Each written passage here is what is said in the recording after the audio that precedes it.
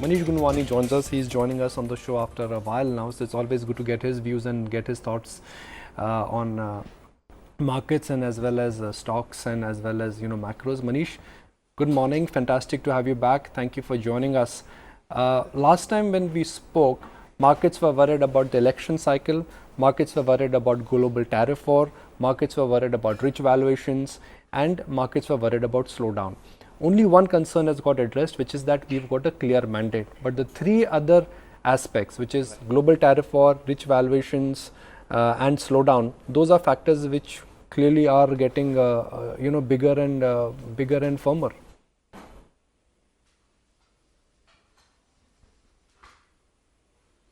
No, that's true, but in a sense, they are balancing each other out also from a macro sense, in the sense that if you're worried about growth, then part of the valuation worry should go away, because clearly interest rates will have a downward outlook when growth is slow, which is what we are seeing in India. And when interest rates are lower, obviously from a fundamental sense, because valuations are ultimately discounting of growth and cost of equity. So if cost of equity is falling, then clearly you will have higher valuations. So to my mind, India seems to be more about macroeconomic stability and lower cost of equity. Growth is obviously a hope. A lot of us have been waiting for growth to come back. But I think what has kept the market going on is the fact that with this oil price, with this kind of inflation, with this kind of current account deficit, clearly financial assets are getting a preference over physical assets from a domestic viewpoint. And from a global viewpoint, you have a country which obviously is very underpenetrated in terms of growth. You have a country which is an oil importing country. So within EM also, if you see over last 3 months, India has outperformed the EM index by almost 15 to 16%. Part of it is, of course, elections. Part of it is oil price going down. But on an overall basis, clearly the macro picture is what's keeping the valuations high. And there is a fundamental reason for that, I guess. So yeah, you're correct that things are obviously not rosy in terms of growth. Clearly, if you see autos, consumer durables, non-oil, non-gold imports, everything is signaling a reasonably sharp slowdown last 2-3 months. But the other point is that hopefully with interest rates coming down and some kind of policy stimulus, because I'm sure the policymakers are also looking at this slowdown quite carefully, you would expect that they would take some actions to engineer growth. So once that happens, hopefully things should be more normal. We've had good gains, Manish, already in the first half of this year, double-digit gains, at least for benchmark indices. Do you think best of the gains for benchmark indices for the year are behind us, or we could be in for a better and a stronger second half? That's part A of my question. And where do you think mid and small cap stocks will fit in now after nearly 2 years of underperformance? Is the gut-wrenching fall and the excruciating bear market in mid and small cap stocks getting over?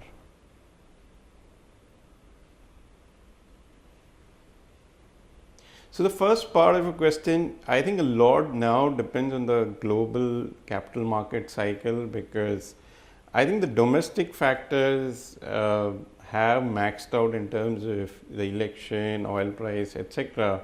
As I said, India has outperformed EMs by a very wide margin. Now, unless the EMs themselves go up, I would find it difficult to believe that India will have a great absolute return in the near term. And even within the stocks, if you see some of the worst performing stocks have been any business which has linkage to the global cycle. So whether it is metals, energy, or auto exporters, auto ancillary exporters, etc. Now, if there is some revival in the global capital markets led by easing of the trade war or PMI data looking better, then clearly I think there is upside even in the remaining part of this calendar year. but I think without that looks a bit difficult. Coming to your second question, my view is that, look, I mean, last 15 months, obviously mid caps have suffered, but you also have to see it in the context of 2014 to 17 being a very long and prolonged bull market for the mid caps versus the Nifty at least. And if that is the case, then when we look bottom up today, our sense is that on 2-3 year basis, both mid cap and the large cap indices seem offer the same risk reward. So that is why we think the multi cap strategy makes sense among the funds, because there is not too much of difference between the risk reward offered by large caps and mid caps. I think the more important bifurcation of the market is value versus growth / high quality, because a lot of the cyclicals, both domestic and global cyclicals, are cheap versus normalized earnings, but obviously we're not seeing very strong growth coming either domestic or global, which is why the stocks are obviously cheap. Versus you have high quality companies, which in general are expensive. If you take a 5-10 year price to earnings band, a lot of the stocks are much above that earnings band. So now, as a fund manager, I think the dilemma more than market cap is to balance between these two buckets. Sure. Okay, fair enough. So, Manish, let's. I understood, what you were saying in terms of a multi-cap approach. In terms of themes or sectors as well, how would you break it up then? Are you changing the portfolio mix perhaps to align more with the sectors or pockets you feel we could see further returns going forward in the new scenario?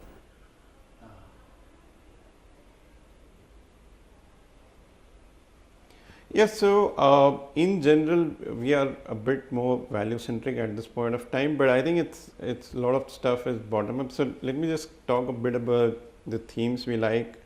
So one is a theme like corporate banks, which is a bit of a consensus now, but broadly where you have a mix of two businesses, the retail and the corporate. The retail business obviously doing fine, and the corporate business, the pain is getting over. So we think next 2-3 years earnings will normalize. On normalized earnings, 2 or 3 years down, the stocks, the large banks obviously quite cheap. The second is, I think, cyclicals where there is either cash flow support or asset support, like cement, utilities, or there's a good technology like in industrial, especially the MNC ones, where after 5-6 years of slowdown, if at all any reversion to mean in terms of growth and demand happens, you get a substantial upside. The third theme I think is, which is kind of independent of macro and which is very interesting, is trying to look at, especially in the mid cap space, trying to look at sectors where there is consolidation, and after a fairly prolonged period of poor pricing because of consolidation and some pickup in demand, you could see operating leverage play out. So to our mind, these are sectors like aviation, hospitals, maybe mid cap cement. So I think these are the kind of themes we are overweight on as a house right now. I find consumption completely amiss from your preferred list. Is that deliberate, and do you think what we're witnessing is more structural slowdown as opposed to cyclical, or would you recommend buying into this weakness at all within FMCG or, for that matter, some of the auto names?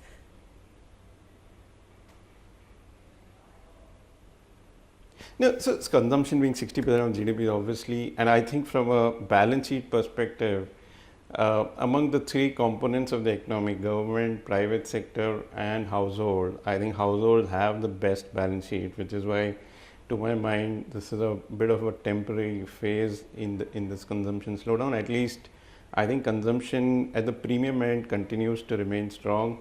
The point is, how do you play it? Because the staples and consumer discretionary stocks are expensive in general. Clearly, we have some exposure to them, but I don't think we are overweight them as a house in general. So what we think is rather than playing it through the standard consumption stocks, playing it through hotels, aviation, etc., which are tend to be a bit more volatile, but the point is that a lot of these sectors or cycles have been in a down cycle for 6-7 years. They're coming out and they have a lot of operating leverage. These are bit more capital intensive business models. So when the operating leverage plays through, the kind of earnings growth you can get can be pretty substantial.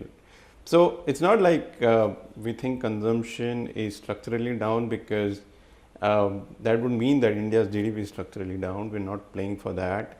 It's just that the conventional consumption stocks we think are very expensive. Manish, that's a fair point, but just to come back to this entire operating leverage aspect, which I guess most of the brokerages and fund managers are bullish on, that demand आएगी, consumption बढ़ जाएगा and operating leverage से margin भाग जाएगा. That is not playing out simply because demand is only contracting. Corporate demand is not there. Consumer demand seems to be slowing down. Fresh investments is at a multi-year low. The election cycle has delayed a lot of a lot of decision making. So for those who are betting on a V-shaped recovery in demand, both cyclical and industrial, they've been disappointed for 2 or 3 years. Could there be a prolonged pause and a wait of another year or 2 years before we see light of the day in that in that sector?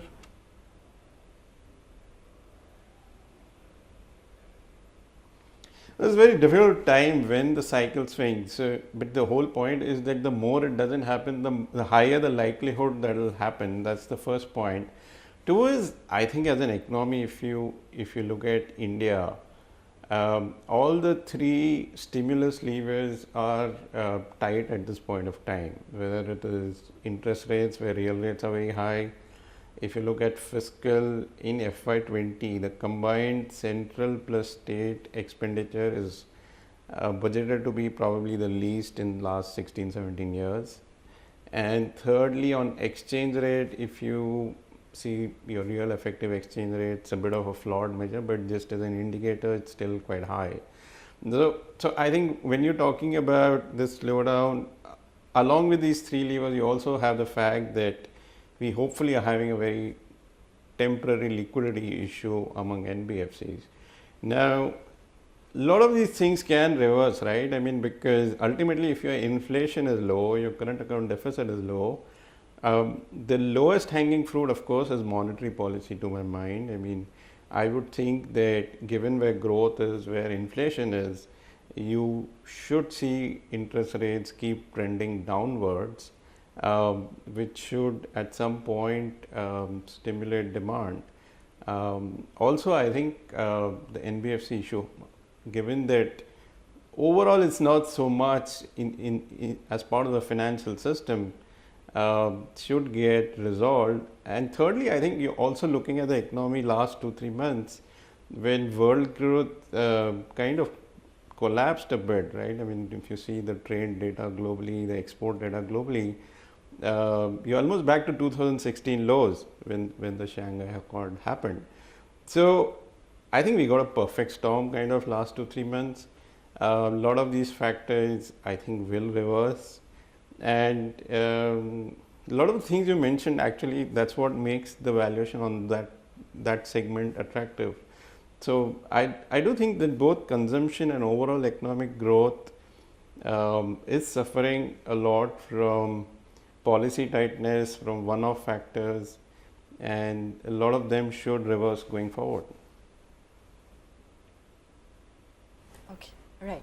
Manish, you've been fairly bullish on Tata Global, Indian Hotels, some of those group companies. Talk to us about the rationale behind it, why you're so bullish.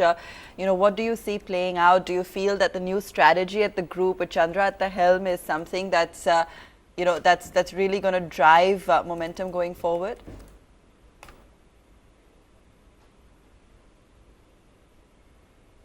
Well, frankly, we're not buying the group itself. A lot of it is bottom up. Obviously, it's a great group in terms of corporate governance and driving performance. I think there seems to be a pick up in the entire group in terms of looking how to grow faster and resolving problems like telecom quite decisively.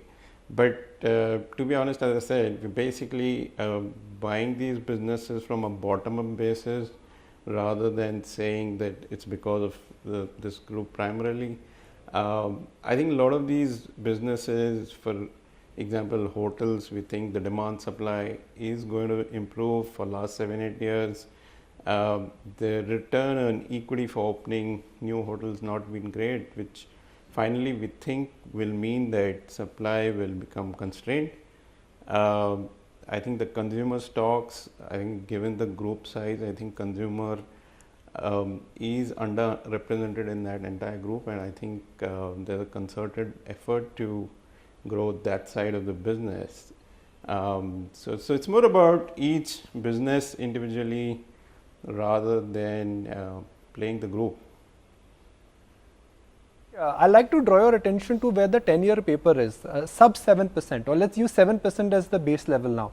So some would also argue that from a market standpoint, the fact that interest rates will go lower and much lower from where they are, the bond yields are already capturing that. So, apart from a natural demand creation, which will happen because of transmission of interest rates and which will happen because of the cyclical effect, do you think from a market standpoint, this interest rate adjustment is something A, the bond markets are pricing in, and B, equity markets have already priced it in, especially corporate banks?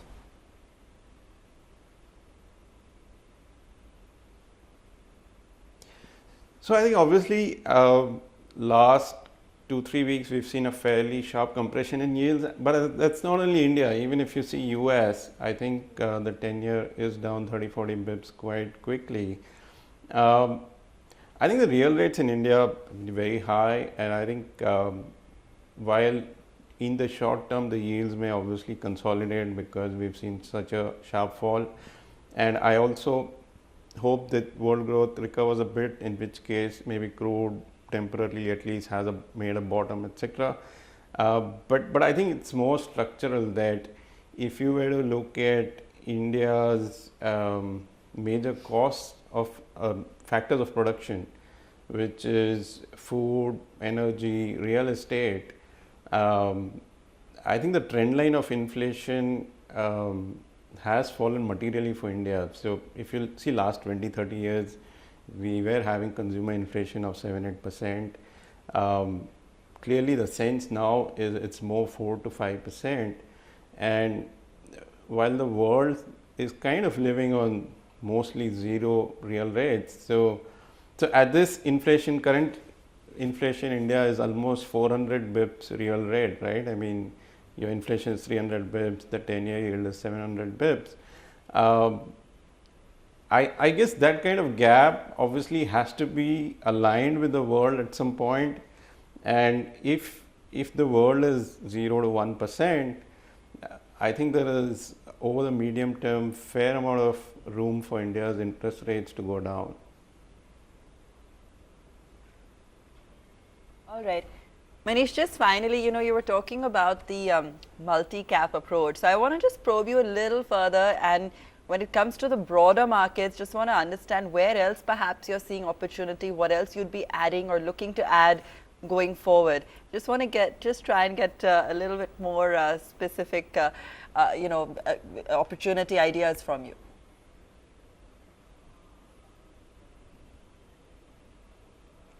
So from a thematic perspective, I think the financial sector, obviously being a big part of the Nifty, it will naturally do well, but I also think that the landscape there is quite rich in terms of not only do you have various kinds of lending businesses between banks, NBFCs, etc., but today you also have liability linked businesses like insurance and asset management companies. So I think that's a rich kind of theme to play. I guess the infrastructure side will obviously also pick up. So those are the kind of themes I think for the next 2-3 years look interesting at this point of time. joining us this morning. Thanks so much for sharing your views with us.